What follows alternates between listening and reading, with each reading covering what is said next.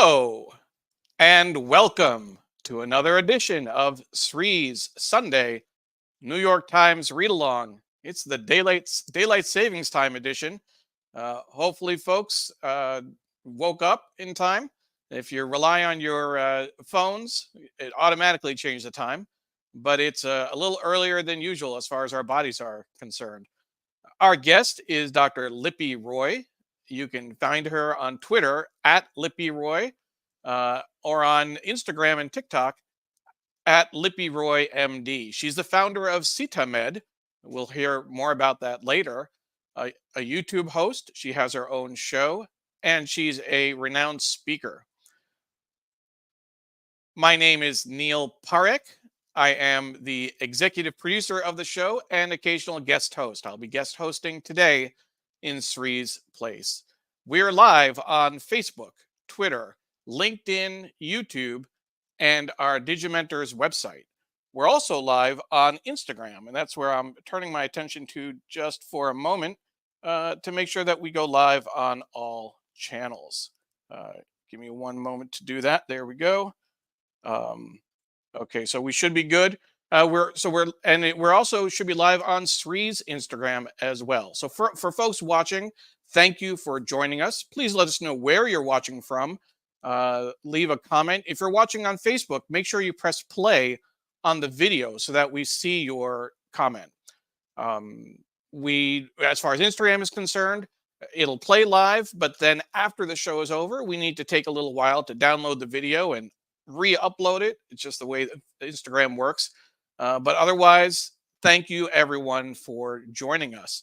Let's take a quick look at who is joining us this morning, who's had a chance to log in. And I will say for folks who are just who are watching the replay, thank you so much for watching it on replay at your convenience.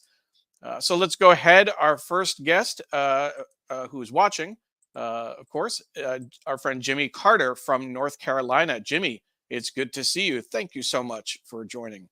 Jonathan is watching from offering us a groggy hello from the East Village. And hi, Mom.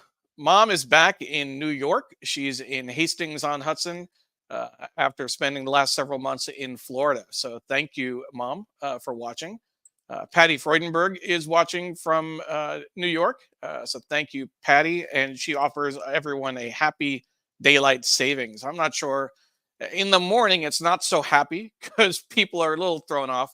But I will say it makes a big difference at the end of the day when you get light, when it stays light after 5, 6 o'clock. It makes a huge difference for a lot of folks. Doug Levy is joining us from just north of San Francisco. Doug, thank you so much. Always great to have you. Doug was a recent guest on our show and is a longtime early morning viewer from California.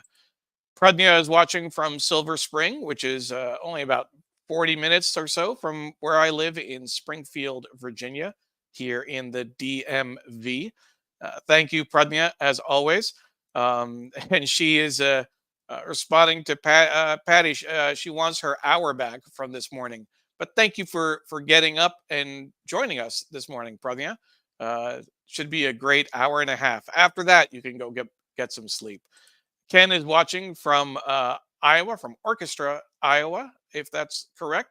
Ken, thank you always for joining us. Ying Chan, our friend from Hong Kong, is joining. Ying, thank you so much, and happy daylight savings.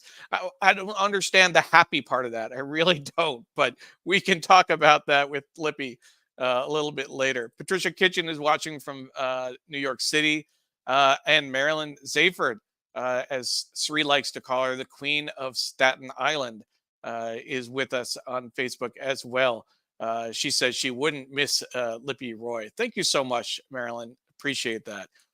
We have a great show planned for today. We're going to cover a number of different topics. Before we get into a review of the paper, I wanted to make sure that you make sure to thank our sponsor, Muckrack. They've been a strong supporter of Sri's shows for a number of years. So thank you to Muckrack. And want to remind everyone, of course, that the show is produced by Digimentors. It's the consulting firm that Sri has set up that I'm proud to work for as the VP of Events and Communications. As you can see, we do digital marketing. We produce events and digital programs like this. We do trainings, workshops, event amplification.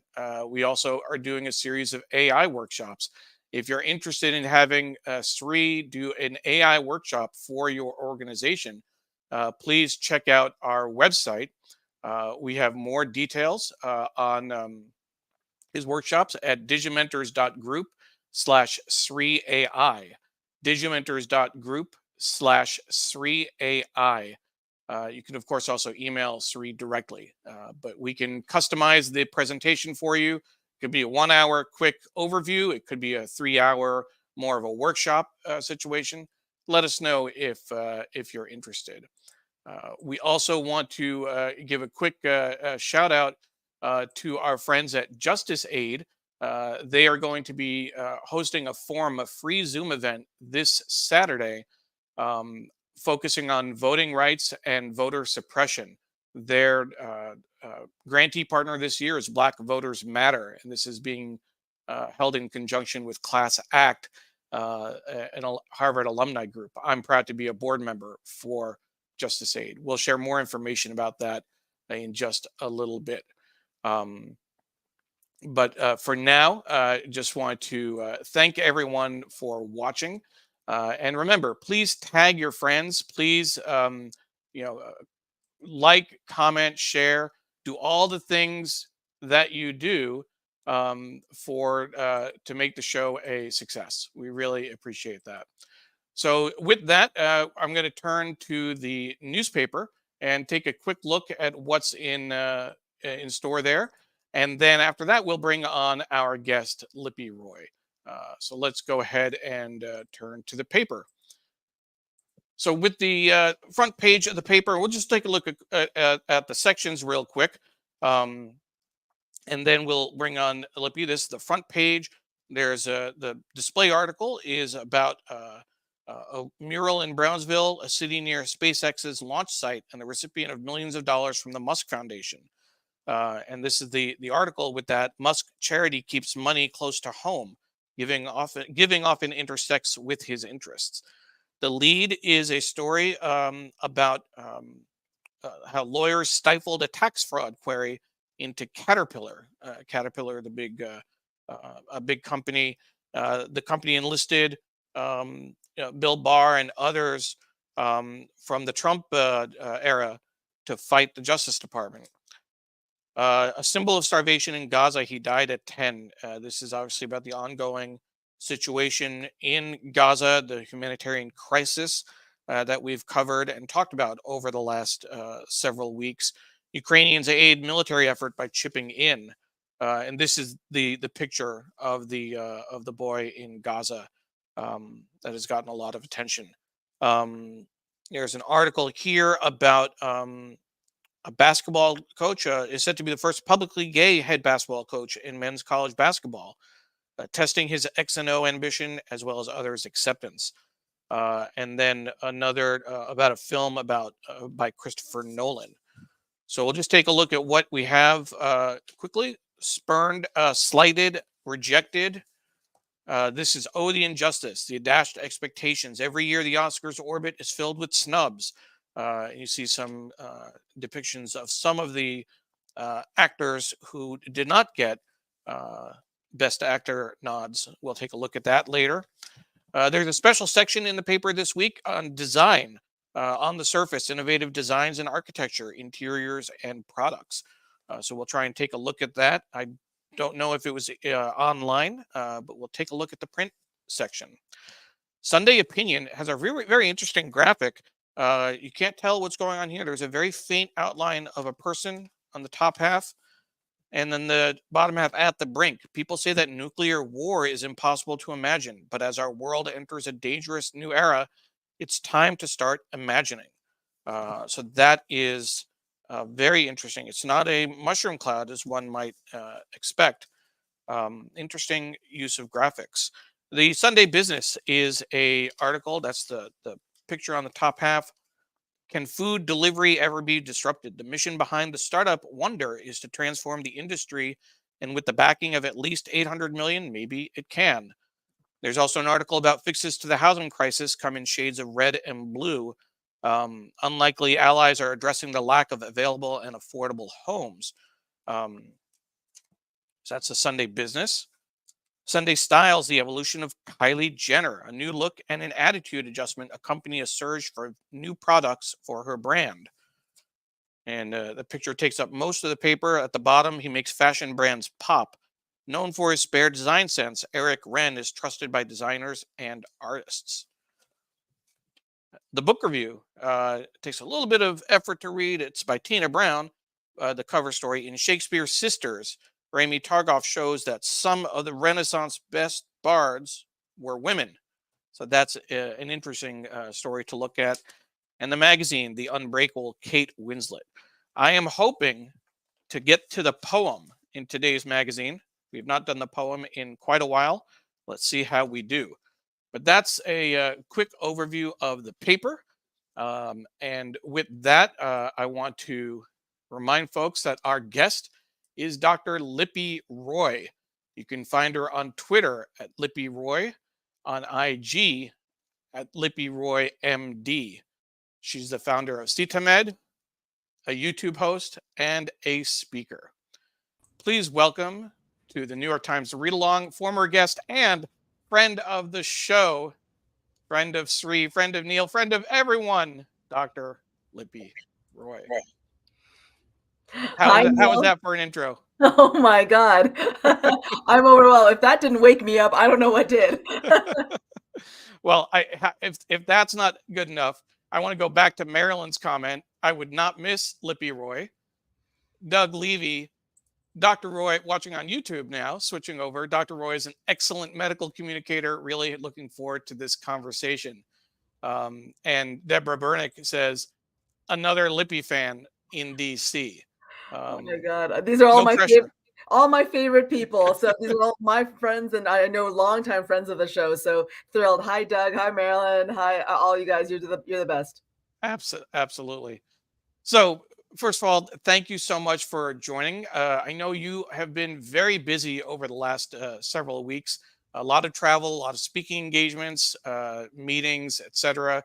Yeah. But you're also a working physician. You're also seeing patients. Yeah. So we'll talk about all of that.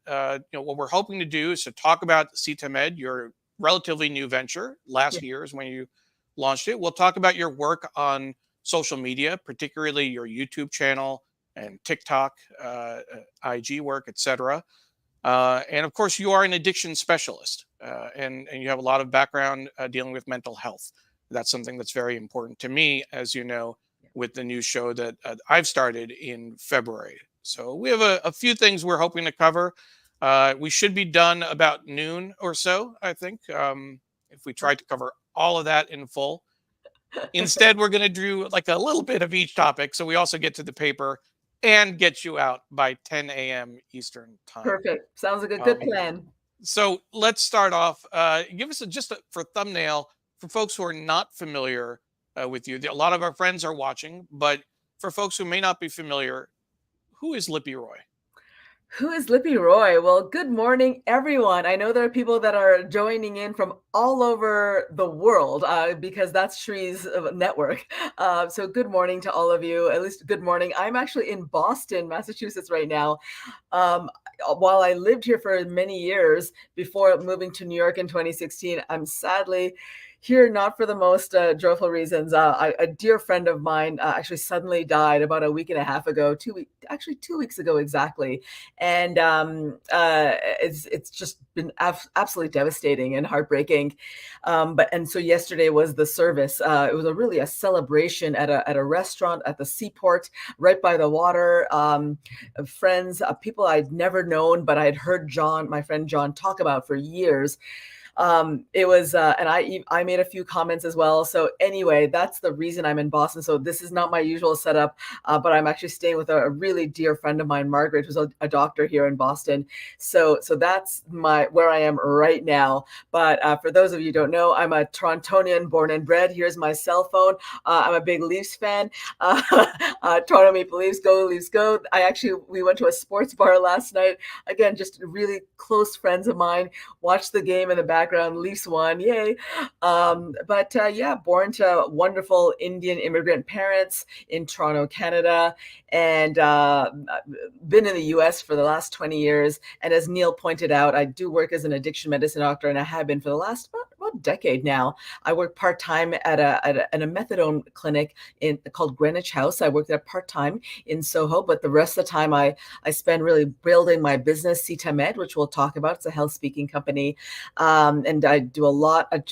I'm a medical public health nerd. So I love all things health and medicine. I think it's fascinating, the human body and how it responds to illness, disease. I think it's fascinating. I'm learning every day. And whatever I learn, I try to share through social media, my YouTube show, television media appearances, and now through my company. And I'm also writing a book. I don't even tell Neil I'm working on a memoir. So that's a little bit about me, Neil, and we'll talk more as we go.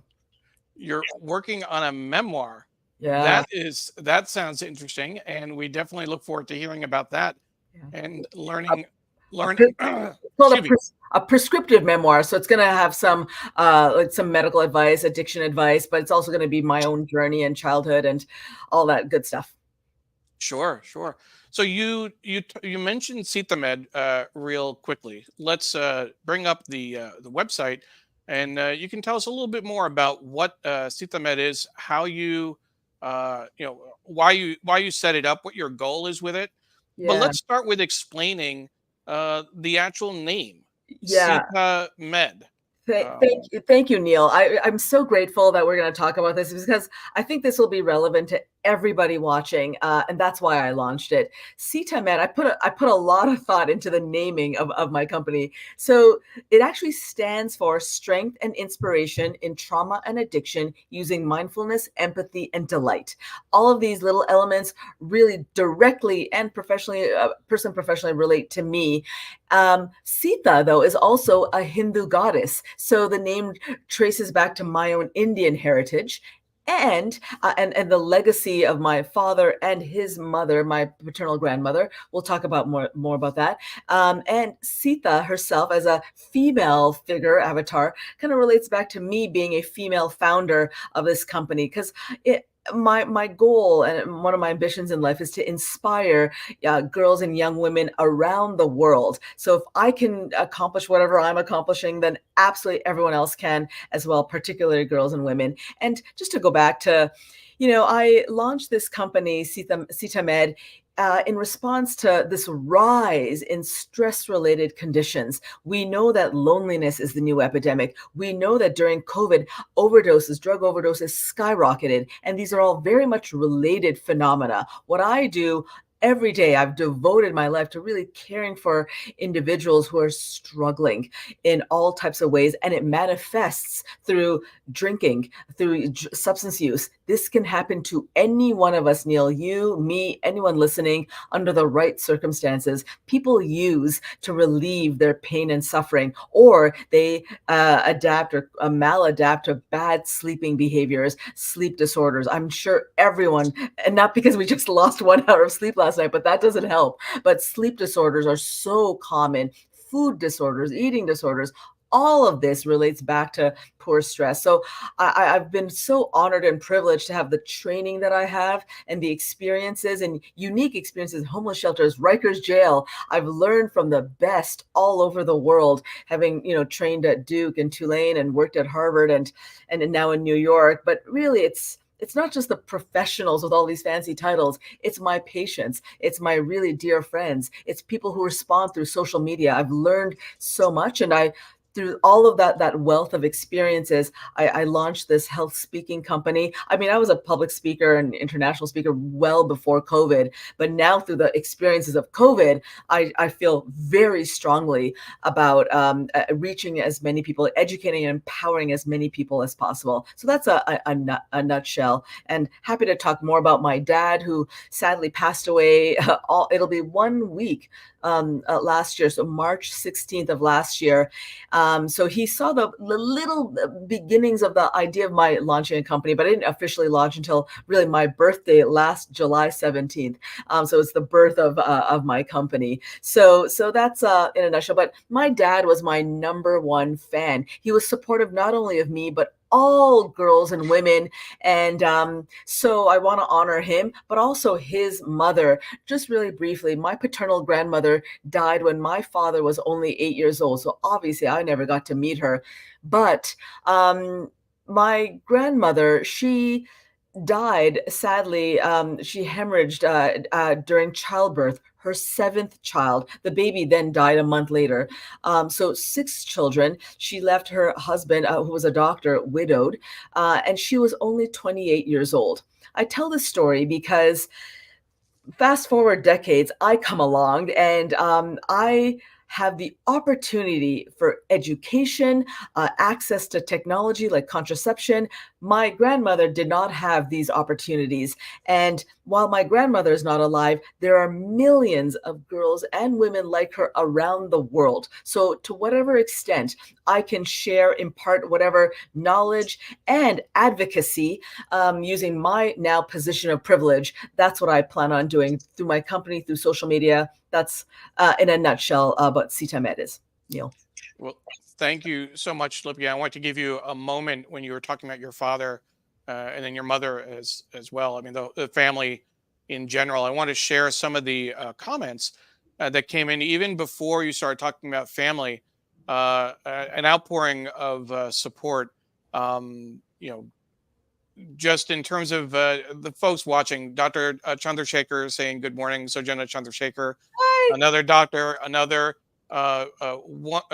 Indian woman doctor. There's several in our orbit, which we're proud of. In fact, next week, our guest is going to be Dr. Geeta Nair, who we're excited to have join us. So we'll. Geeta's amazing. You guys are gonna love her. Yeah, it is great. We have, but what I was going to say is that folks were reaching out to you when you were talking about your friend that passed away. So Jenna said, "I'm sorry for your loss," as did my mom, um, Oh, and thank you. a few other folks as well. Pradnya said that Mirza, her daughter, is dazzled that you are on the Sri Uncle show, and that you bought Girl Scout cookies from her. So thank you Yeah. for doing that. Absolutely, you are such a wonderful role model. Oh, Dr. Tachi says good morning from Fort Lauderdale. Paula is watching from Georgia. Paula, of course, our longtime producer for the show, and still a big fan, a big supporter of all the work that we do. Thank you, Paula. Paula's the Um, best. and but Deborah does mention the multiple young childbirths. Indian women had lower life expectancy than men. Is that still the case? Do you know? Deborah, What that great looks question. Count on Deborah to ask all the best questions, most insightful questions. I don't know. I mean, globally, women outlive men. In India specifically, today, I don't know. I'd be surprised. I think women would outlive, but great question. Let's look that up. We'll find I'll out. look that up, sure, certainly. And Ellen is watching. She joined us a little late, but she is watching from New York, I would presume. So it's always great to have, and it really is, and it's a tribute to Sri, but it's really a read-along family that we have, and that the community that he's created, that we've helped nurture, that all of you have really.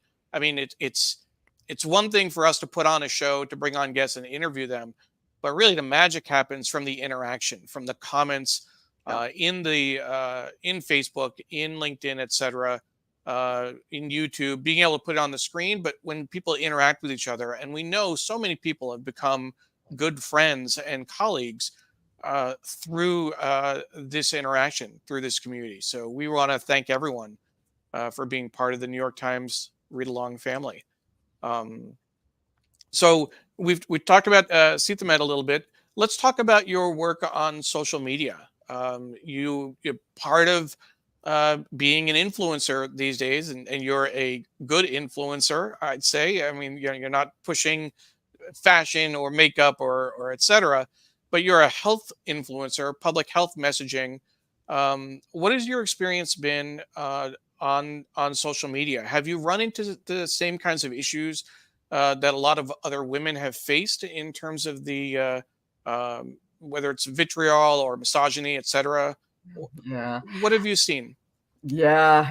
So first of all, I mean, for all those out there, those younger influencers for makeup, you're doing good too. That's fine. I get makeup tips and hair tips on social media. Uh, yeah, I'd like to. Again, I think it's an opportunity and privilege to be able to talk about public health and medicine, things that I'm personally and professionally passionate about, and just share what I know with as many people as possible. Look, social media is where people get their news, their entertainment, and a little bit of history there here. Like, I don't think many people know this. Back when I was living right here, working in Boston, like in 2011, 2012, I started like tweeting. And back then, yeah, people were tweeting, but not that many doctors, I don't think, were really tweeting. And so I would like tweet about some scientists at Mass General or some cool study at Harvard where I was like affiliated with both institutions. So, and then I'd hashtag. And one day I got an email from the public relations department at Mass General, and they're like, Dr. Roy, we noticed that you tweet a lot. I'm like, oh dear God, I'm going to get fired.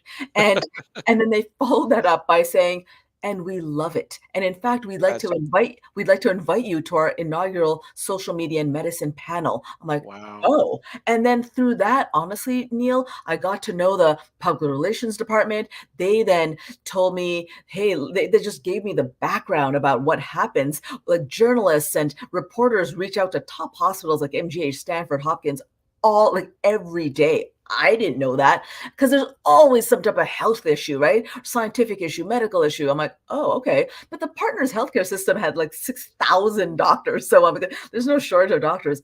And then what they informed me was most doctors don't want to talk to the media. They're not good at it, or they just don't have the time. I'm like, oh, okay. In any case, I'm like, well, no, I'm happy to talk and help out. And, as long as it doesn't interfere with my clinical work, and it didn't.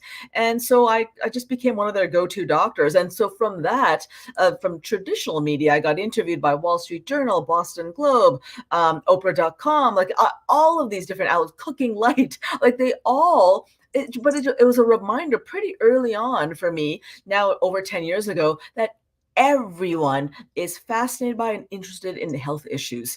And so, and then close mentors of mine, colleagues of mine at Harvard and at Mass General, were like, Lippy, if you're really serious about merging your passion for medicine with media, you need to move to New York. And then I started slowly looking for opportunities in New York. And then I just got into then learned about this Instagram thing. And now, like literally maybe a year, 2 years ago, year and a half onto TikTok. So, building a following takes time. Twitter was really the one where I started the earliest. Actually, Facebook first, and then Twitter, and then through MSNBC and NBC News, it just kind of exploded. And so I just really look at it as a wonderful, amazing tool to just spread information and unfortunately now to combat misinformation. And to answer your question, Neil, about personally, what I've received as far as any kind of pushback, negative comments.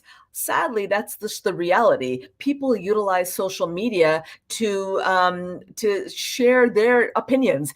Good for them. People can share whatever the hell they want to share, right? But unfortunately, I've been on the receiving end of quite a bit of negative comments. It's usually in response to, God, I don't even think they're controversial posts, but topics that have unfortunately become controversial, like women's reproductive health or women's health in general, things that have been politicized. COVID, as you know, Neil, God knows you and Shri have talked about this many, many times, how COVID was so politicized early on. And I think that's another major reason why so many doctors, including like Sujana and many other, like Geeta, like all these amazing doctors, were very vocal about COVID and masking and public health guidelines, and just spreading truly data-driven information. I think the public is truly yearning for that, and that's what I use social media for. I have fun posts too about food and travel too, but And our letting people, friend Ron Thomas, oh I my want to make God, sure that to highlight that uh, adore great Ron. friend.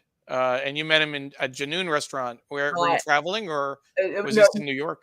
so thank you for bringing up the amazing Mr. Ron Thomas, who I met through Shree's show and through Shree's Yep, incredible network. Ron has now become one of absolutely my business mentors, on top of being a delightful friend. But in launching my company, he has given me incredible, just profoundly helpful advice. And great. Ron, and so I said, "Hey, Ron, are you in town?" And he was, and so I treated him to lunch at Janoon. So one of many people. So I talk about food and fun things as well, because that's Sure. what life is about. Health is about enjoying life. And I want to share that part of my life as well. It's your whole life, which is nice, is what you're bringing Yeah. to social media, Yeah. which is wonderful. Um, and what about TikTok? How has that been for you? Because we had Yeah. Kelsey Russell on last week, or 2 weeks ago rather, who is doing similar to what we've done with the show, but it's a very different approach. She's much more animated. Sri was joking about the energy that she brings to the table, Yeah. where I think you could probably compare us. We're the old gray lady to her, like daily news, screaming headlines and really fun stuff. But what is TikTok? What has your TikTok experience been? Yeah. So I met Kelsey through your show and through through Shree's show, and it was a great interview. I then immediately followed her on TikTok. I messaged her. She followed me back. We messaged each other. I'm like, keep up your fantastic work. Let's see how we can collaborate. I mean, that's the beauty of what you guys are doing, right? You and Shree, sorry, and through this network, you bring people together, and I'm so grateful. Look, TikTok, I was a later adopter to TikTok, but I figured that's okay, right? We all join when we hear about things, when we feel comfortable, when we have time. And I think TikTok has been a great way for me to, again, just another platform for me to put out videos.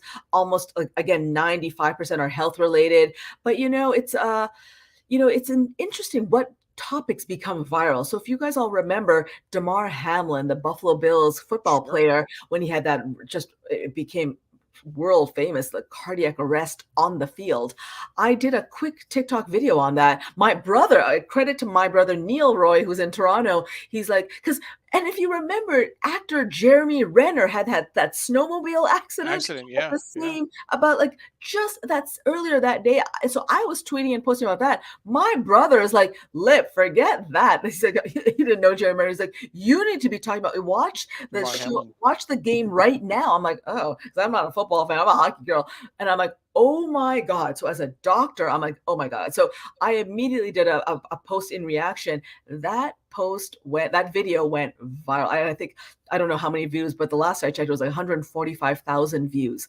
But Wow. here's the thing, Neil, what really troubles me is if you look at some of those comments, what were they talking about? They're like, oh, well, he collapsed because he got the jab. In other words, people through misinformation believe falsely that the COVID-19 vaccine caused his cardiac arrest, which we know is absolutely not true. So unfortunately, many of the comments were in response to that, but people are fascinated by health issues. And Neil deGrasse Tyson, everyone knows, the famous astrophysicist and science communicator, he had me on his podcast, Star Talk, first a little sports edition for 15 minutes, and then brought me on later to like do a heart edition. So for like an hour and a half. So, I mean, this is the power of media, social media, science, medicine, bringing people together from different specialties and to talk about all these different health topics. The post from yesterday was a part 2 about opioids and opiate addiction and how to Right there. treat that. Yeah. Yeah. Absolutely. And here's some of your other TikTok videos, Yeah. just to give people a sense of what you put out. Yeah. Some of the health messaging, but also the Sunday omelet. Omelet, be as well. donating blood. I tell a story, me in India, and then just Sure. they're 90-95% all health videos. But then if I do some fun things, I get to interview, meet Ian Somerhalder. Oh, dude, that went viral. The number of people I did an Instagram live with the former Vampire Diaries star. Holy cow, that went crazy. So That is good. just fun things that I get to do and share in my life with the public. Absolutely. So you talked about you mentioned COVID a few times. Let's take a moment. Um, and before we do that, before we go to COVID, I had been meaning to check in with our folks watching on Instagram. I need to look to the side here.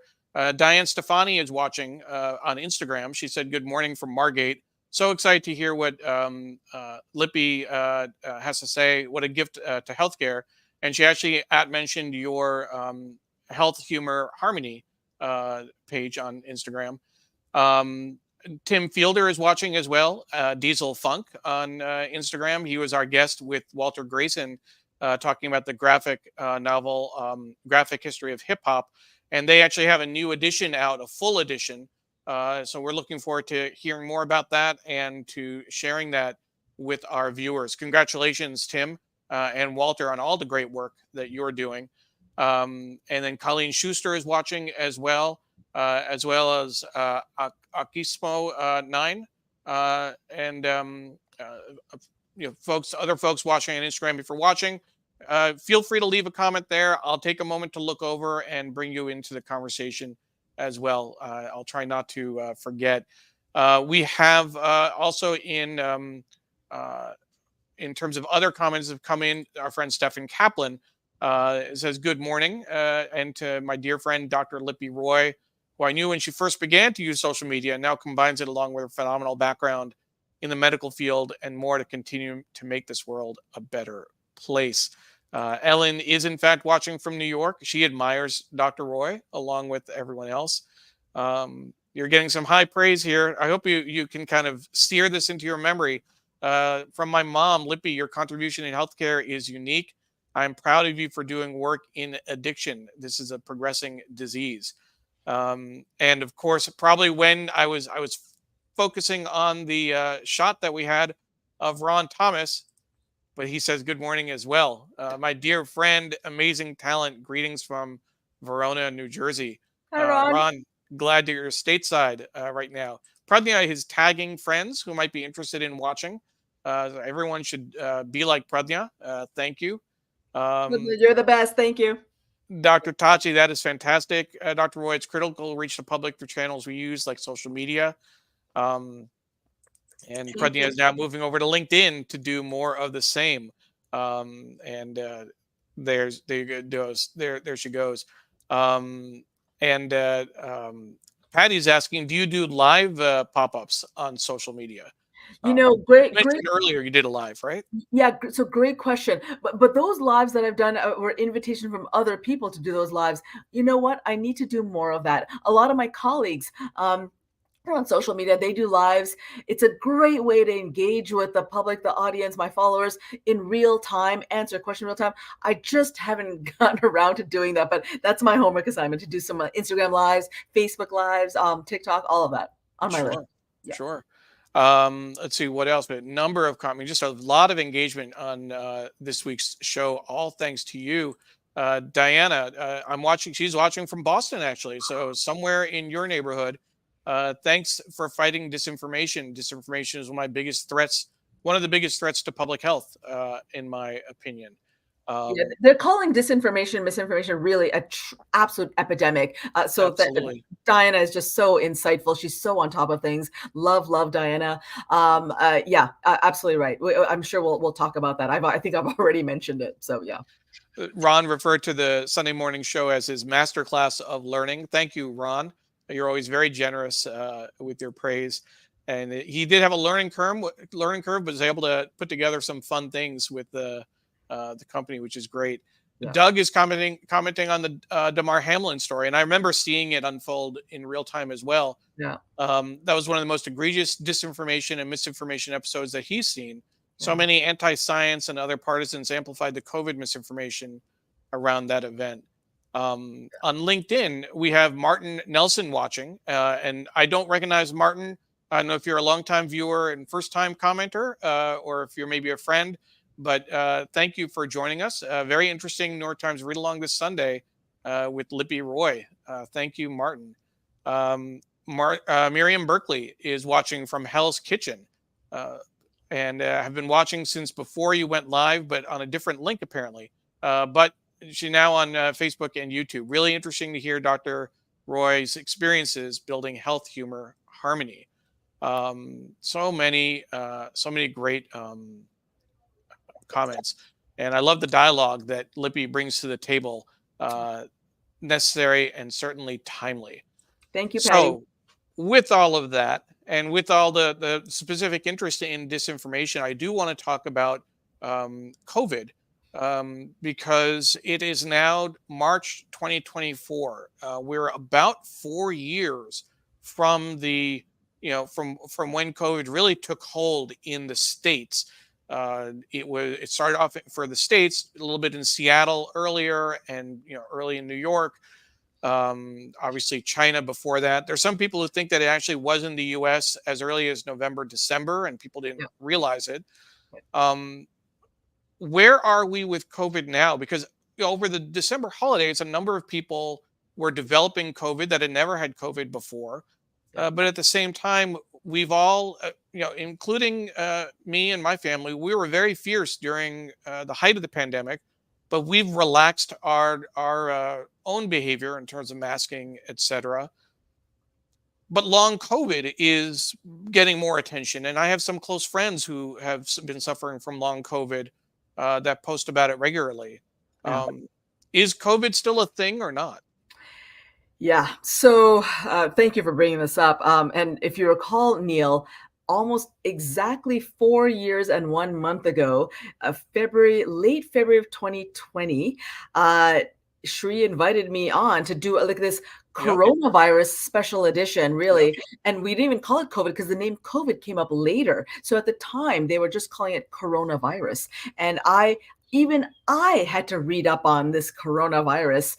I mean, I've heard of the term, the coronaviruses exist for a long time, but this novel coronavirus, I had to read up on it. But I mean, I said yes to Shri anyway. I remember being in California. I was attending an Oprah Vision 2020 event covering it for Forbes. And so I logged in as Diana almost always does, early California time, LA time. And at the time, CDC maybe had 1 or 2 pages at the time on this novel coronavirus. So much has changed. We have all been through a lot in those 4 years, right? Personally, professionally, globally, economically. So everyone here that's watching knows that it had a devastating effect on us globally. And so many people died. So many people became really ill. Healthcare costs, personal, social, economic costs, mental health costs. It was SARS-CoV-2, as it was identified, a virus that we learned very quickly, not your typical respiratory virus like influenza, like RSV, adenovirus, all these other respiratory viruses. SARS-CoV-2, we learned, affects your brain, your heart, your GI system, every part of your body. I've since published about this in Forbes and other publications multiple times. We learned something new almost every day. There was a profound amount of research happening globally about this novel virus. Look, we all know about the shutdowns that happened. And to me, and I've talked a lot about this with many of my medical and public health colleagues, things that we already knew, COVID reinforced the fact that without our health, we have nothing. And at an extreme, a pandemic that just shut down the economy, shut down life as we knew it, concerts, sporting events, that's the extreme of it. But on an individual level, everyone knows that when you get a bad cold or the flu or a bad stomach ache or some health issue, life stops, right? You don't go to work. You can't take care of your kids. You can't cook. So our health, without our physical, mental, emotional, spiritual health, we have nothing. So it's so important to just take care of that. So I think COVID was such a stark reminder about just taking care of your health. And what that means is listening to people who specialize in this, who really devote their life and career to understanding our liver health, our cardiac health, our, what health means, our mental health. So then to fast forward, Neil, in terms of where we are today, thankfully, we are not seeing the profoundly high rates of hospitalizations, severe illness, and death like we did before. Now, that said, COVID, as you pointed out, Neil, is still very much here. The reason we're not seeing the massive detrimental effects is because certainly in this country and the world, many people have an immunity against SARS-CoV-2. Many people have at least the one vaccination, and increasing number are getting the boosters. Again, we still don't have the numbers that we want to, certainly in the United States. I had just come back from Denmark and Poland last year for vacation and speaking. Their immunization rates are much, much higher than here in the United States. Again, there's many reasons for that. We have a very sadly active anti-vax movement here, and just misinformation as well. But yeah, luckily, knock on wood, we're in a much better position today than we were before. But it's not really going to go away. I think what public health experts are saying, CDC, Dr. Mandy Cohen, they're saying that COVID is probably going to become like an influenza. It's going to be around. We're probably going to need to get an annual vaccine for it. So just look out for those kind of guidelines. Got it. Thank you very much, Lipi. From the very beginning until now, offering us guidance on COVID, which we all desperately need. We all really appreciate. So thank you so much for that. Neil, can I Yeah, also add? sure. I'm sorry to interrupt. I also just wanted to add. So I was on News Nation just last Sunday. But again, Yeah, when I was supposed to appear here, but they were asking me about COVID and the new guidelines. So just so the COVID new the guidelines. new guidance. I was going to ask you about that. Yeah, yeah. So so the CDC has felt like, you don't need to do that 5 days of isolation quarantine when you get a COVID positive. However, that doesn't mean you're just gonna ignore it. There are recommendations in terms of masking, distancing, keep away from other people. If you do have to go to work or go to school or whatever, again, the masking, definitely follow the vaccination guidelines. So there's other key measures that people should still follow. So just check those CDC guidelines for that. Sure, sure. I want to again thank you for all of that. And we will be turning to the paper, but another issue that I know that you are very excuse me, very interested in, and that we've talked about is mental health, and particularly how that relates to addiction. So I want to remind folks and let them know about the new show that I'm producing, Shining Light on Shadows, a candid conversation about mental health. We air the show 2 times a month, the second and fourth Thursdays. So March 14th is coming up. Our guest is going to be Jim Newberg, and I want to go to his blog post that is live on my website. An introvert struggles with anxiety, depression, and addiction. And he says, one of the things he says in his post, at the peak of my alcoholism, I was having severe panic attacks, suicidal thoughts, and hearing voices. We're going to be interviewing him on our show. My co host, Dawn Helmrich, offers a slightly different perspective, and it's going to be a very interesting conversation because they're actually engaged. He agreed to come on his fiance's show, but she's an extrovert who struggles with anxiety and depression. The way I deal with anxiety and depression is to keep myself so busy that I don't have to think about my feelings. So, can you talk a little bit about the linkages between anxiety and depression, particularly addiction? Um, Yeah. First of all, Neil, congratulations. I'm so looking forward to your show, and you're talking about really, really important topics here. Mental health is health. So just simply put right there, unfortunately, it gets so stigmatized, or people with mental health issues, mental illness, they get so stigmatized. But according to the World Health Organization, addiction, drug addiction is the most stigmatized social problem, not even just a health problem. It's more stigmatized than incarceration, poverty, homelessness. So we have a long way to go. But addiction and mental illness or mental health are very much related. They are both brain conditions, chronic illnesses, conditions of the brain, and they work differently. And there are distinct conditions. People with addiction, it's different from people with mental illness. But there's a lot of what we call co-occurring conditions where they both occur together. We also call that dual diagnoses. So a person is diagnosed with both an addiction or a substance use or behavioral addiction, as well as a mental illness like depression, anxiety, bipolar disorder, PTSD. Key messages that I want to make sure I get conveyed. One is that these are chronic health conditions. They are not signs of moral weakness or failure. And point number two is most people with addiction and mental illness, when they get connected to the appropriate treatment and recovery services, get better. I think I want to make sure that people have a sign of hope and positivity. And I don't say this anecdotally. I say this because, yes, I have seen this as a doctor taking care of many, many patients with both addictions and mental illness.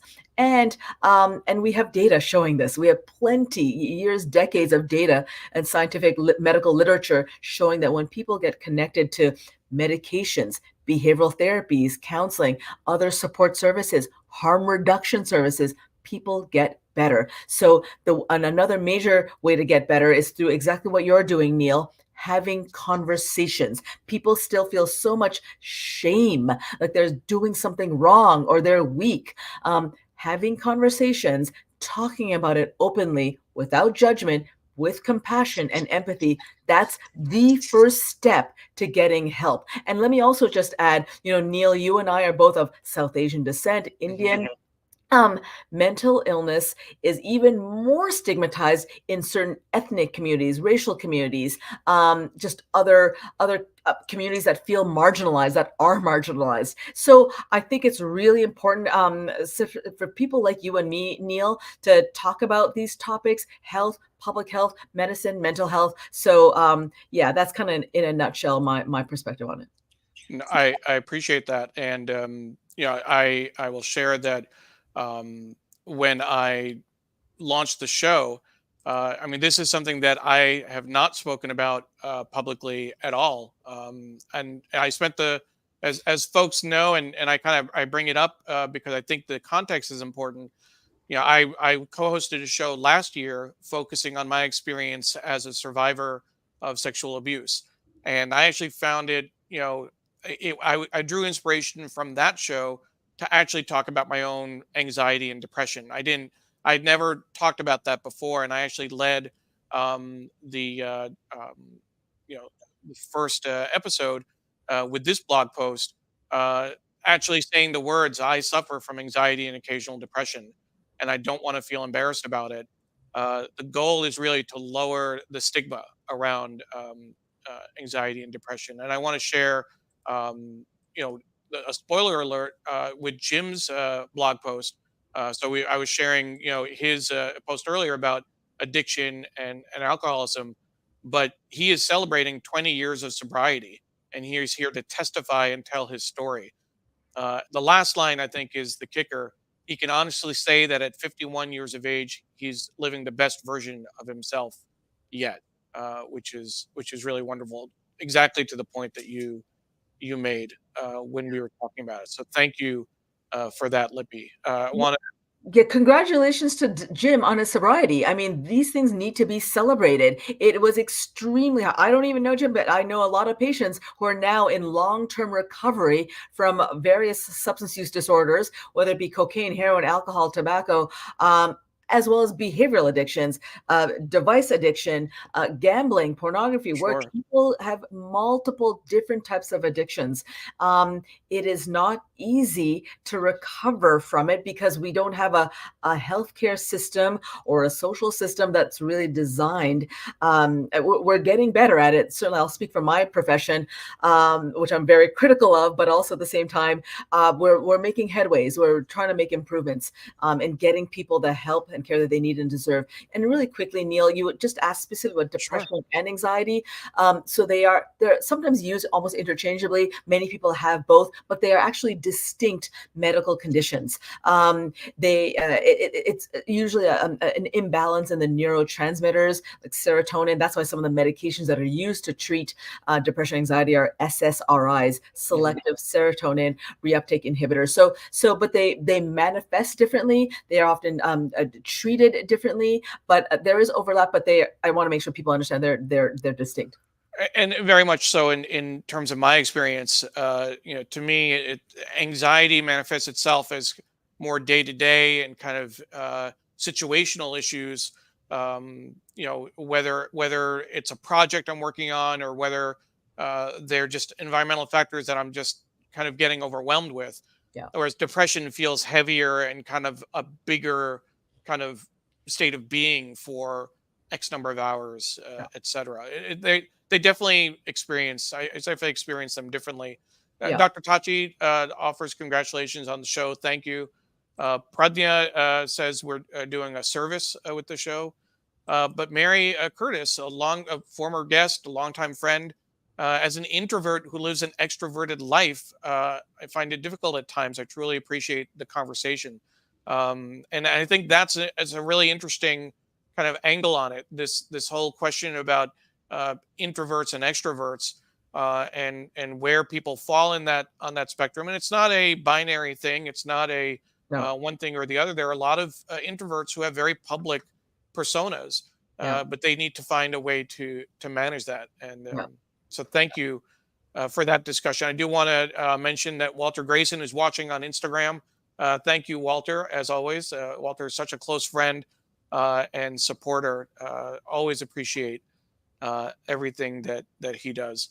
So with that, we want to move to the paper. I know there's several things that we want to cover there, and a lot of great topics. So let's turn our attention to the newspaper.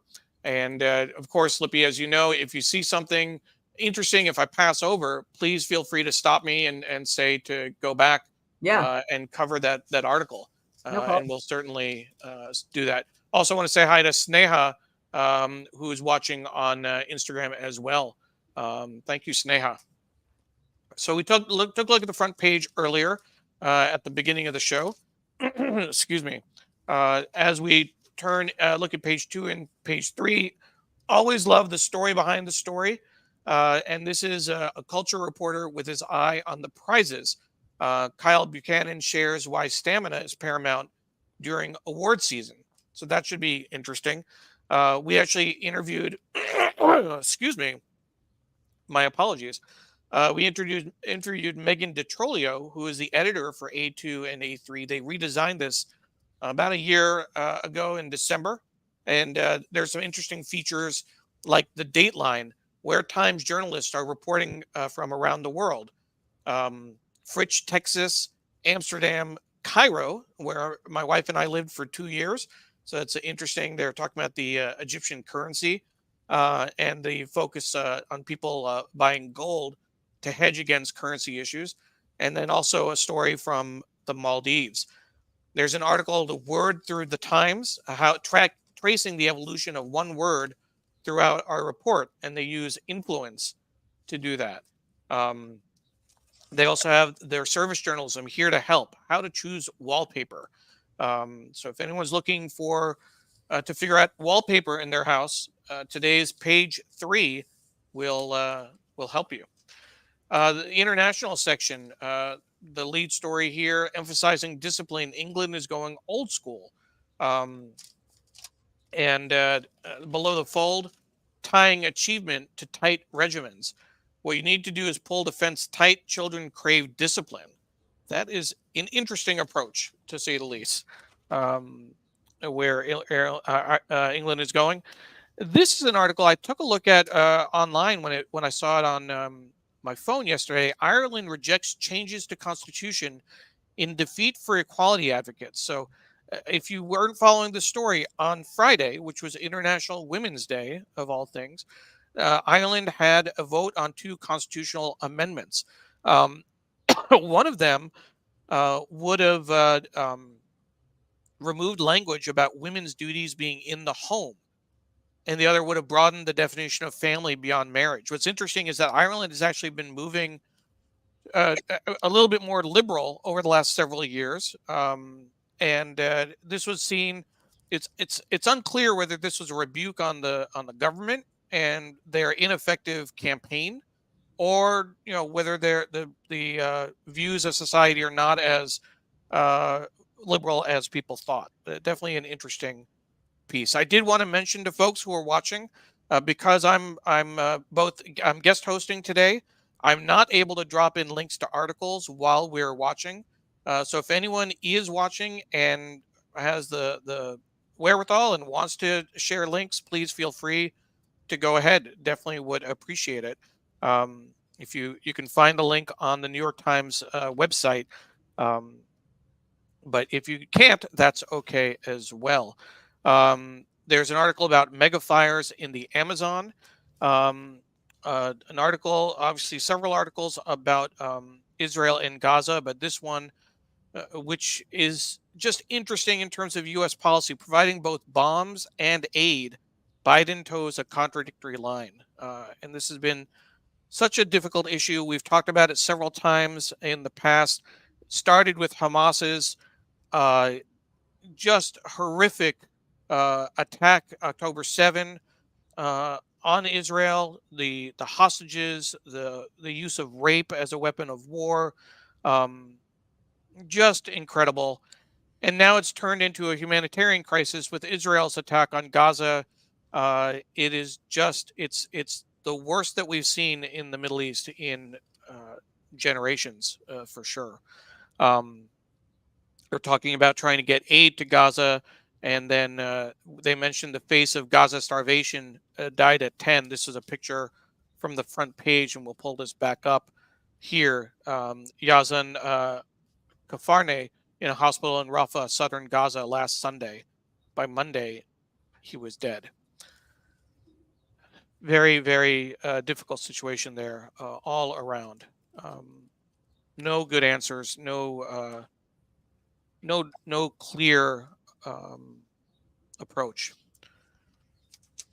to that situation. That's the international news. More news about Ukraine and leaders bickering, phrase German-French bond at key juncture. That's their bickering over how to deal with Russia. Here's the national section. We have Miami Beach tells rowdy spring breakers we're done. And this is a lost work from Christopher Nolan, an article there. Let's see what else we have. This is an article about the Musk Foundation. I have very little tolerance and interest in Elon Musk. It just has made Twitter such a sad, frustrating place. But here's an article about COVID, and we were talking about earlier. 4 years on, unraveling the mysteries of COVID. Some of the questions that they post. Why do people's experiences with COVID vary so widely? Does COVID spread come down to coughs and sneezes? How long do our defenses last? Is there any such thing as a seasonal break from COVID? What's behind the strange symptoms? Do children have a secret weapon protecting them against COVID? How does the virus wreak havoc on a person for months, and months, if not years? If you think about where news coverage has gone, Lippy, we had to go all the way to page 17 to find a reference to COVID. Albeit it looks like a good article, but there's nothing to draw you in, except for the boldface questions, which may Yeah. be hard to see on the Yeah. screen. No imagery, no graphic, no picture. And what a it could get change, long. Neil, if we recall back to 2020, 2021, you probably even up to 2022, it would at least be on the cover, if not multiple articles throughout then, in every newspaper around the country. Yeah, so look, on one hand, I'm actually kind of happy about this because it's a reflection of how we as a society are now dealing with it in a much more healthier, positive way, where we have a much better handle on the virus. But at the same time, it hasn't disappeared. It's still very much here, and we need to, as you can see by this article, we have lots of really relevant questions about it. And you brought up long COVID, Neil. Unlike the other respiratory viruses, COVID is different. If you get the flu, there really are no long-term consequences of flu. You got it, it's done. All right, we'll move on. COVID is just not like that. So we still need a lot more information about what long COVID looks like. Why do some people get it and some people don't? Why do some people get headaches and neurologic symptoms and other people get GI? We just don't know. So again, it's not something that's causing or should cause panic, but people still need to be vigilant in terms of keeping their immunity up against it and protecting vulnerable people who are immunocompromised, elderly. So people still need to be mindful of it, Neil. Absolutely. Absolutely. Continuing, we have some election-related articles about Biden, Trump. Biden shows tricky path on immigration in speech. Judge upholds Biden program. This is below the fold. Judge upholds Biden program, giving some immigrants short-term legal status. I'll say that I did have a chance to watch the State of the Union on Thursday evening. And I think I remember seeing a question online. What did people think Biden was feisty or angry? I definitely found him feisty. And one of the interesting things, just talking about immigration, and it struck me at the time, he when he was talking about immigration, he used the term illegal to refer to undocumented migrants, and it definitely, it struck me as, oops, that certainly wasn't what he must have intended. But what was interesting was that he gave an interview with Lester Holt the very next day, apologizing for that and saying that he misspoke.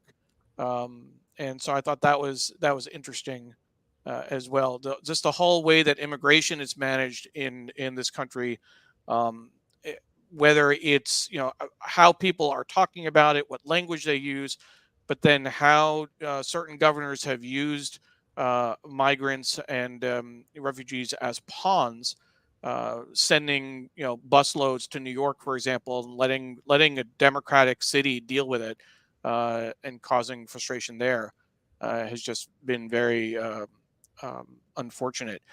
You're from Canada. Um, Talk us a little bit about immigration in Canada, because it feels like I have relatives from Canada. I've spent time there.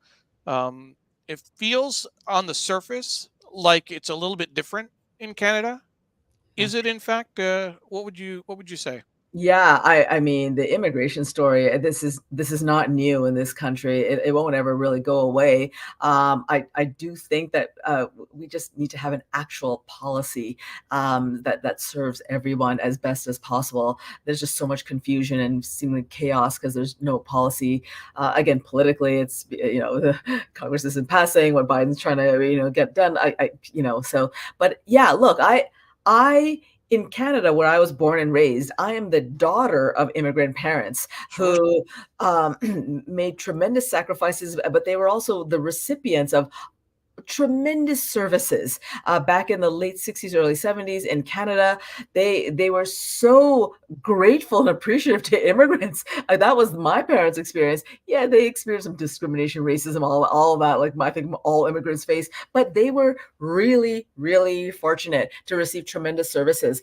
Canada, at least in my impression, my first 20 or so years in Canada, is that they've been very welcoming and they embrace different cultures. I mean, in Toronto, where I was born and raised, they have like Caravana. They have all these festivals to celebrate different cultures. They have a huge Chinatown, Little India. They have Portuguese, Greek. I mean, they really have like different neighborhoods that and anyway, they just embrace. But that said, if you talk to people in Canada, they'll say maybe, yeah, on the surface, but actually they have very strict policies in terms of who they allow and whatnot. So I don't know, and I can't speak that intelligently about the current policies, but I Sure. will say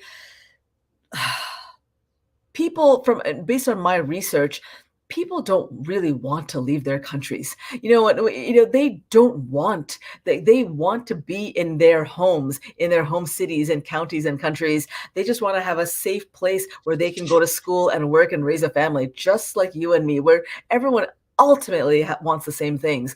But what's happening, especially in South America, like they're not coming from Mexico, they're coming through Mexico from Sure.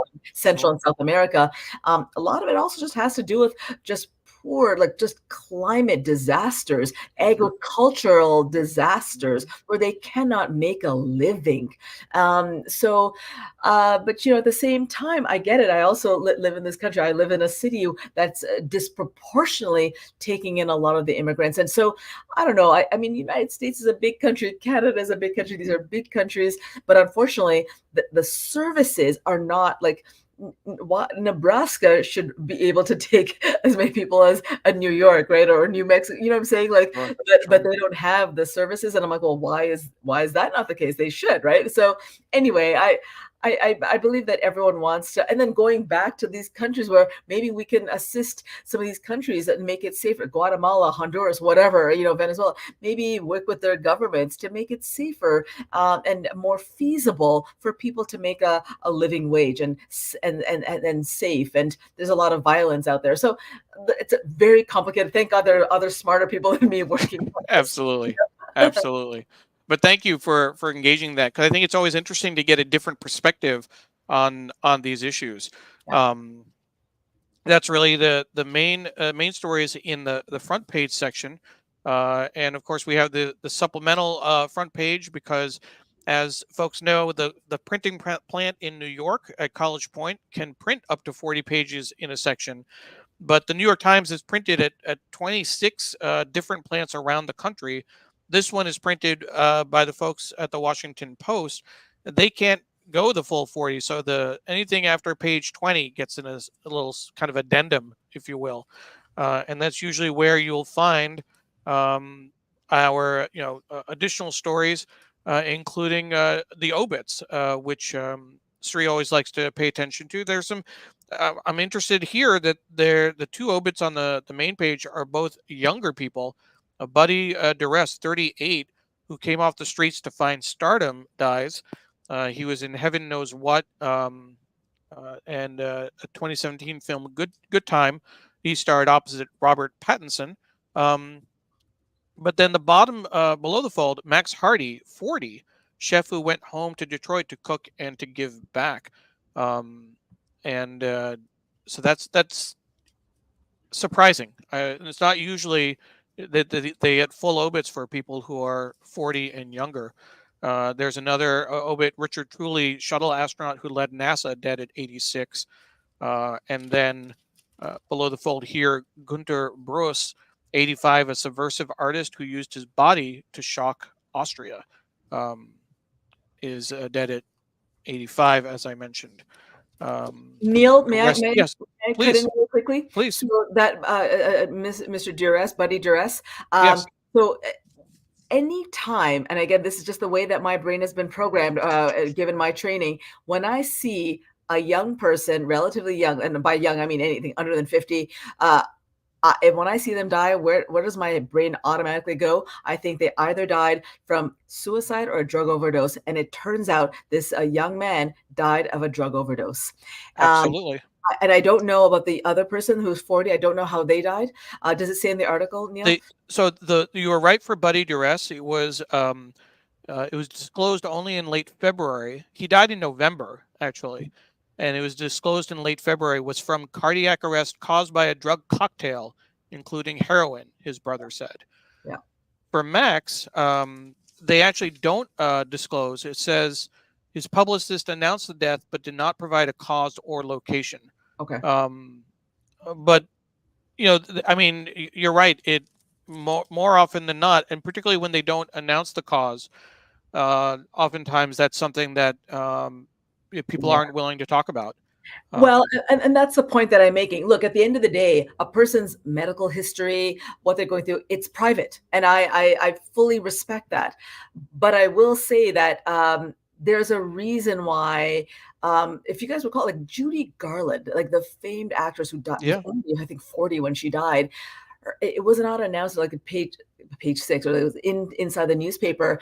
Um, it was such a source of tremendous shame that she died from drug and alcohol related conditions. And look, this is a woman. If you watch the Judy film with Renee Zellweger, but many documentaries, she was fed sleeping pills like tranquilizers, sleeping sedatives when she was like 6 years old, like a child actress, by the film industry. So these things don't happen by accident. But going back to like, I mean, this is such a problem. It really is. People don't talk about it. They need to get the health and treatment that they need and deserve.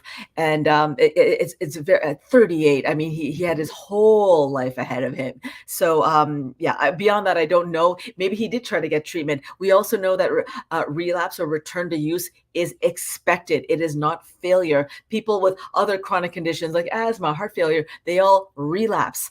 Frankly, sometimes at higher rates than people with addiction. So let's just normalize this. This is part of life. People can develop an addiction at any stage of their life and career. When that happens, let's make sure they get treatment, medication specialists, all the things we do with people with diabetes and cancer, right? So that's all I want to say about that. no, absolutely, and thank you for sharing that. I do want to acknowledge that Andrea Zagata is watching, a designer with the New York Times, a former guest on the show. Andrea, thank you for watching on Instagram. And Tim Fielder mentioned on Instagram, asking the question, maybe we should do the read along every day. That certainly would be interesting and fun. But Tim, if you can find a sponsor for the show, we'd be more than happy to do that. Um, but here the sports section, and we usually pass over the sports section quickly because of the our international audience, unless there's a major story. But here's the New York section tucked into this addendum: scrutiny revived in Lindbergh case, and then here's a big again around COVID. Has the city bounced back for some, but not for all? 4 years after coronavirus, New York is back in many ways. So again, and this is probably between now and the 20th, we're going to start seeing more coverage like this and more reflections Yeah. on what the pandemic has wrought, where things stand. So definitely want to check that out later. Neil, I just want to add that I'm glad that they're talking about New York. They're like, yeah, it was surreal living in New York in March, April of 2020. I mean, talk about a shutdown. Remember walking down Fifth Avenue, Madison Park. These are like walking across the New York Public Library, not a pedestrian or car in sight. I was walking down the middle of the road. It was a ghost town, taking pictures. So I'm like, this will never happen again. Well, until the next pandemic. But it was surreal. And now when I'm in New York, I mean, it's like the same hustle bustle. It feels like it's back to normal, but nothing's completely back to normal yet. Absolutely. It's a big challenge. I mean, there's a lot of questions around what is normal. It's the new normal. Yes. And earlier, Doug mentioned that he still masks when flying. Yeah.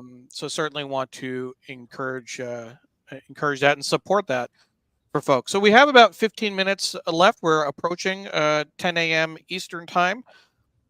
And there are a few other things we want to cover. There's the art section, but I want to take a look at the design section really quickly. Again, because I don't know that it's available online. And this may be the only chance that folks have to see what they did. The quote at the top: 10 years ago, everyone wanted to put barn doors into their house. Now, a lot more people are doing this type of thing. This is the founder of a company that makes secret doorways. So the cover image on the surface: innovative designs in architecture, interiors, and products. So we'll just take a quick look. It's touted as a special section. So there's a kind of a review over here on design. And here's some artwork: scrawls and squiggles. The artist Chantal Martin sees her trademark line drawings as a meditation of sorts on the meaning of life. How-to ideas to bounce around, from pinball machines to bonsais, homemade curtains to lamps. It's a little different than what we usually see. Here's Raising the Bar, a home in Los Angeles for Spanish architects, as a skin of colorful tubes. On the right side, where flat is a feature, creative coverings for floors, walls, and furniture include rugs, wallpaper, and fabrics. Again, I'm hoping that some folks are interested in this. This is not necessarily my cup of tea, but we definitely want to show off when there's special sections in print or new things that the Times is doing. In furniture, marks of distinction, how design is celebrating an aesthetic of imperfection. Not just for Scooby-Doo, homeowners are embracing hidden doors and secret rooms. Green architecture's growth spurt. For new buildings, greenery and wood are no longer novelties as eco materials. And then the last, this is a continuation of the secret rooms and secret doors article. So that's a special design section. We have Sunday Opinion. Let's go to that first, because there was this interesting story at the brink. People say that nuclear war is impossible to imagine, but as our world enters a dangerous new era, it's time to start imagining. I will share that I have very strong memories when I was younger, about around 1983 or so, where to me there was an overwhelming sense that we would have a nuclear Armageddon, and that over the next few years that we couldn't guarantee that we would be around. I remember thinking, like, when they announced that the Olympics were going to be held in whatever city 8 years from now, thinking, yeah, if we're still here. I mean, that was my 10-year-old self feeling that things were on the brink at the time. So maybe that's coming back. In the opinion section, we have this.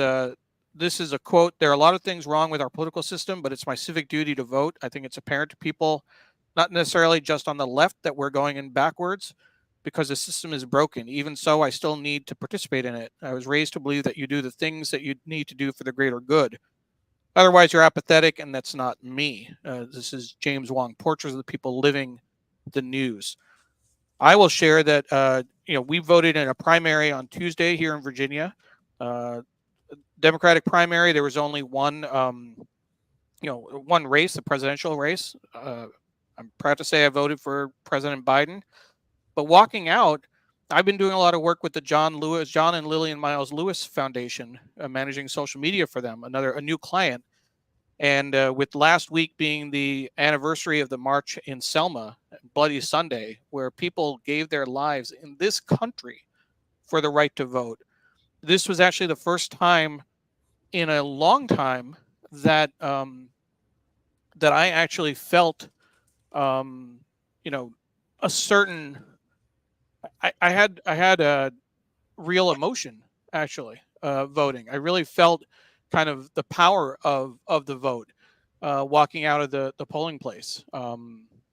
Knowing about John Lewis's story, knowing about these issues, and so I want to take a moment while we're talking about that to share with folks that this group, Justice Aid, which I think I mentioned earlier in the show, is doing a free Zoom event on Saturday focusing on voting rights, voter suppression, with a group called Black Voters Matter. So I definitely want to encourage folks to register and to watch.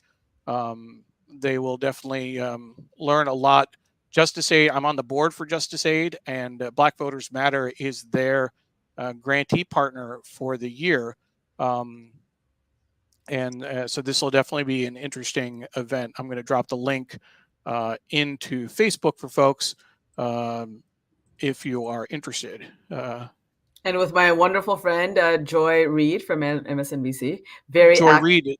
Very active in these social justice issues, Black voters' rights. And let me also just add, I just became a U.S. citizen last year, so I can finally vote in this country. Yay.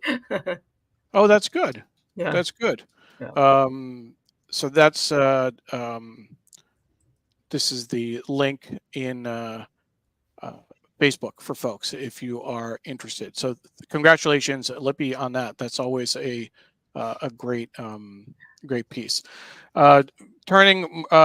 Continuing with the Sunday opinion, we do want to talk about and this is, I'll just point out the nuclear holocaust, confronting nuclear age story. This is the first time that I've seen an article use the large font in the middle of the paper, right? I mean, it's kind of similar to what they have here below the fold, if you can see that. But usually the font is this size. They went with a large font for this confronting a nuclear age story, which I thought was interesting.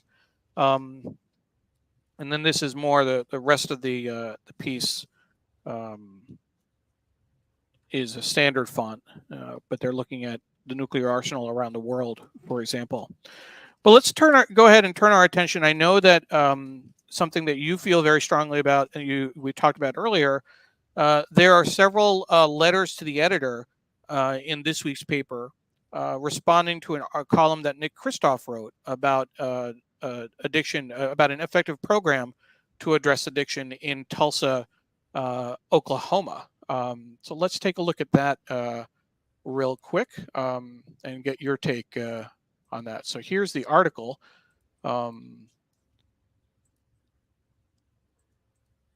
It's an addiction recovery story we don't hear enough. And we'll just take a look at real quick. This piece by Nick Kristof, 20 women with felony records and a history of drug use are standing on stage in a crowded auditorium in Tulsa. And it's a program there that looks like it's pretty successful, Women in Recovery. You're familiar with this program, I believe, right? No, actually, I don't. I have to read that article and learn more about it. But the program in Oklahoma, someone just mentioned it to you that there's this program there. Yeah, but I'm not familiar with the program itself. I got to learn more With the program itself, exactly. Yeah. But definitely worth looking through. Not enough attention is paid to addiction recovery, particularly successful programs. So we certainly want to highlight that for folks. Yeah, so I'm definitely going to read about the article and the program specifically, but I will say we have more than enough data to show really what works.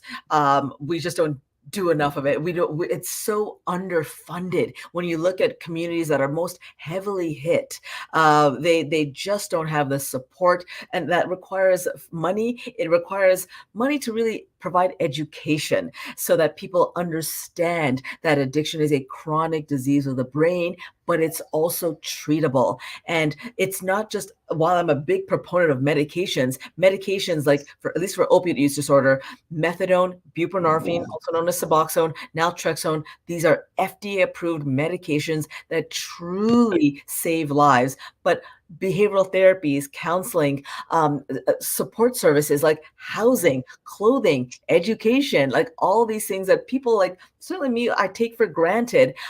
People that are struggling with addiction, they need access to, and they don't get it. So all of these things together, I imagine this program in Oklahoma is doing something similar to that. But I look forward to learning more about that program. But harm reduction services, things that just reduce your risk of hurting yourself from your substance use, like hepatitis C, HIV, all these nasty wounds from xylazine, which is now in the drug supply, having clean needles, clean syringes. Some people are like, oh, they just need to stop. Well, people use for different reasons. Either they're relieving their pain and trauma, their anxiety, their depression, their boredom. So until you, me, or society can fill those gaps and those needs, you can't just tell someone to stop using unless you're going to replace that need to use with something else. So that's what harm reduction really means. We need more safe syringe access. We need safe consumption sites. We need all of these tools to keep people alive, Neil. Absolutely. As we come to a close, it's just before 10 o'clock. Hopefully, we'll wrap this up very quickly. But I do want to point out to folks that next week our guest, and this is going to be in line with some of the conversation, some of the points you were making earlier. Dr. Geeta Nair is going to be our guest. She's a healthcare technology expert and author of Dead Wrong: Diagnosing and Treating Healthcare's Misinformation Illness. So we'll look forward to that show next week. I do want to make sure that we get to. I did promise that we would cover the poem for in today's show. So with your permission, Lippy, we'll pass over the Oscar snubs article, pass over business, Sunday styles, evolution of Kylie Jenner, the book review, which definitely looks interesting. Some of the Shakespeare's contemporaries who were women. But I'm going to go straight to the magazine before we do our final announcements and close out. So the magazine cover story is about Kate Winslet. And I'm going to see if I can find the poem real quick, because it's been a while since we've read the poem, and it was always a nice feature. Here's an interesting. We're not going to cover how you should respond to a friend's appalling post on social media. Advice from John Hodgman. But here, let's see. This is not finding the poem as that quickly as I would have liked. So I'm going to have to go to the. You know what? I wonder if it's not here this week. Let's see. Ethicist eat.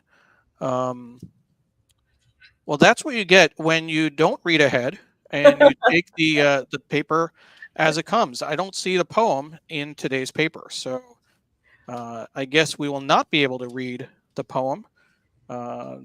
Might have to come back next week to hear the weekly poem from New York Times Magazine. My apologies if I missed it in trying to rush through. Well, Neil, if we're not going to do the poem, can I just make a quick plug on the Oscars? Well, absolutely. Let's go back if you want to take a look at that Oscar snubs article. Yeah, and while what's your plug on the Oscars? Yeah, well, while you're pulling that up, I just want to tell people. So Oscars are tonight. What I do for self-care, and I want to make sure everyone takes care of themselves. Self-care is not selfish. I love film and television, and so I'm gonna be on a train right after the show back to New York, having a few close friends over. We're gonna watch the Oscars together. I love watching movies. It's a way of just decompressing, enjoying life, but also just some great films out there. I really loved American Fiction and The Holdovers. Of course, I love Barbie. I just think that Oppenheimer is probably going to win a lot of the awards. It was good, but I don't think it was best pick. But that's just my opinion. I know I'm going to cause controversy here, which I love. But no, I do love movies, and I'm looking for Anatomy of a Fall. I mean, there's so many great movies. I'm rooting for Annette Bening to hopefully win her first Oscar for Naiad, playing the real life Diana Naiad. But it seems like maybe Emma Thompson's going to get. Emma Stone's probably going to get. But whatever. Those are just my opinions, but sure. I'm going to be tweeting and posting on social media, Instagram, and I just love the award season. Good. And this article, this is the detail: a club too good to be ignored.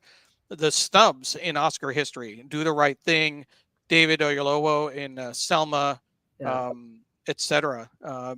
Charlie Chaplin, Ben Affleck. Yeah, definitely worth taking a look at. And Oscar decisions that still bother us is the headline on the left. Love it. That is the Oscars. That is the newspaper for this week. Definitely want to bring in a few more comments before we close, Lippy, with your permission. Yeah. Because a lot of people were interested in what we were talking about, going back to mental health issues. Debbie Bernick says that mental health issues like bipolar and women's hormonal issues, it's a high percentage in South Asian community. I'm not sure what PCOS stands for. As polycystic ovarian syndrome. Yeah. Polycystic ovarian syndrome. Thank you. Yeah. My mom says Lippy and Neil are doing a great social service and public health service. So thank you. Deborah Kerr was watching from Fort Lauderdale. Patty Freudenberg says thank you to Lippy and the entire production team. Ellen says that she's still a mask when flying and on the subway, but not in buses unless it's rush hour. So just to give an example, and she uses a number 3 mask, not a blue surgical. When we were talking about Black Voters Matter, Sujana is a big supporter of Black Voters Matter, and thinks it's a great initiative. So thank you, Sujana. Hopefully you'll have a chance to watch that recording, that event next Saturday, or watch it on replay. Continuing that conversation on voting, Ellen says, I vote in every election. My parents would spite me if I didn't vote. I was always told that voting was a right and a privilege here, and not in every country. Unfortunately, it's not a democratic country. We're a republic, and with a popular vote being won by Hillary Clinton, etc., I'm more acutely aware of what that means. She fears for the 2024 election. I do as well, Ellen. I do as well. And Sujana shared this article, or this website, similar to the Christoph article, empowering formerly incarcerated women in the New York area. Definitely worth taking a look at. Mary Curtis also thinks Divine Joy Randolph for the holdovers for the win. I agree. I'm rooting for her too. Right.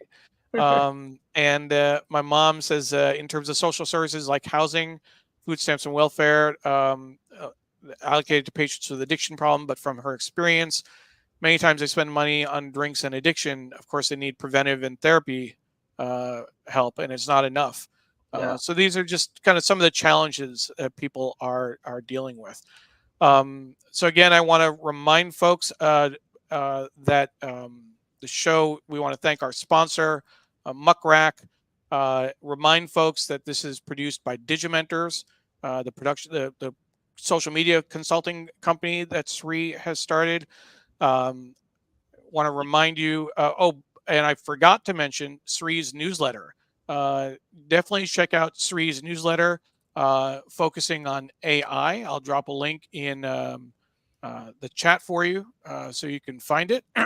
in at least in Facebook. I can manage Facebook today, not also LinkedIn. My apologies. But here's the link. Copyright law, fair use, and the future of AI. The AI giants are going to be writing some big checks. It's all about how they're using content from news organizations, but not paying them. So you definitely should check that out. And then as a reminder, the show that I'm doing on mental health is going to be Thursday, March 14th at 7 p.m. Eastern, 6 p.m. Central. We're going to be talking with Jim Newberg, an introvert's struggles with anxiety, depression, and addiction. His fiance, an extrovert, struggles with anxiety and depression. So it should be a very interesting discussion. I'll be posting links to social media, sending out emails today and tomorrow. And the final thought, want to wish everyone in the New York Times Read Along family who will be observing Ramadan this month. It's starting this evening. Ramadan Kareem to everyone. Hope your fast is a good one, and that you get through the next month celebrating and honoring the tradition. So thank you very much. Lippy, it has been a tremendous honor and a joy to have you on the show.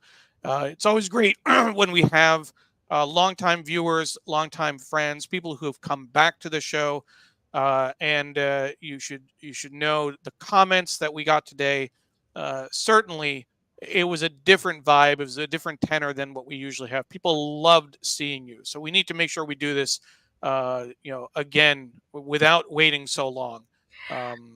Thank you. Neil, I mean, the friends of the show already know this, but Neil, for those who don't, Neil's the producer. Shree's usually the host. Neil's usually in the background doing all the stuff. Today, Neil, you just did everything, and you just do it so smoothly, and it seems so effortless. It's just a testament to how good you are at what you do. So good job. Thank you so much, Lippy. Thank you so much. Ron says, great show as always. His Sunday morning masterclass. Loved seeing my friend Dr. Lippy. and we loved having you as well. Thank you, everyone, for spending your Sunday morning with us. For those of you who lost that hour of sleep, if you can go back to sleep and catch a few winks, please do so. If not, we welcome you to get on with your day. We hope you have a good weekend, and we'll see you next week. Again, Dr. Nair will be our guest. We'll be talking about misinformation with her, some of the same themes we talked about with Lipi. So, also PK Sharma, Ramana Hamid, also watching on Instagram. Mary Louise Met as well, and Diana says, great show. Thanks for the great show. Ellen, great show. And Neil is good. Yes, thank you, Ellen. And Deborah, kudos to Lippy, Neil, and the Read Along family. Thank you, everyone. And we hope you have a great rest of your Sunday. Bye-bye.